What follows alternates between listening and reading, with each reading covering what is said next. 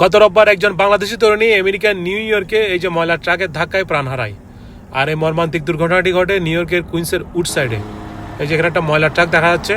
আর এই ট্রাকগুলো কিন্তু যেমন তেমন ট্রাক নয়, অনেক পাওয়ারফুল, মানে শক্তিশালী একটি ট্রাক। একটি ট্রাকের ময়লা ধারণ করার যে ক্যাপাসিটি সেটা হচ্ছে 20 থেকে 40 টন। বুঝতে পারছেন বিশাল অবস্থা। মানুষ তো কিছুই না, এই গার্বেজ ট্রাকের সাথে যদি কোনো বাস কিংবা প্রাইভেট গাড়ির সংঘর্ষ হয় তাহলে কিন্তু সেই বাস কিংবা গাড়ির অবস্থা 12টা বেজে যাবে, মানে একেবারে চুরমার হয়ে যাবে। আর বিশেষ করে রাতের বেলা এই গার্বেজ ট্রাকের ড্রাইভাররা কিন্তু বেপরোয়া হয়ে গাড়ি চালায়। তো কোথায় মানুষজন রাস্তা পারাবার হচ্ছে কিংবা আশেপাশে কোনো গাড়ি আছে কিনা সেগুলো তারা কিন্তু খেয়াল করে না।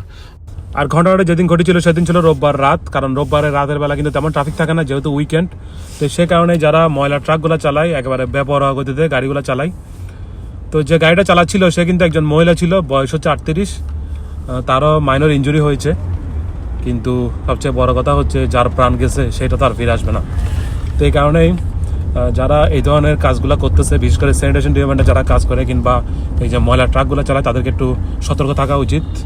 বিশেষ করে এই ধরনের ঘটনাগুলো প্রতিনিয়ত করতেছে এই নিউ ইয়র্ক সিটিতে। রাস্তা পারাবার হওয়ার সময় এই ট্রাকের ধাক্কায় অনেকেরই প্রাণ যাচ্ছে। তো যারা ভিডিও দেখতেছেন সে আগে বলবেন। আল্লাহ হাফেজ।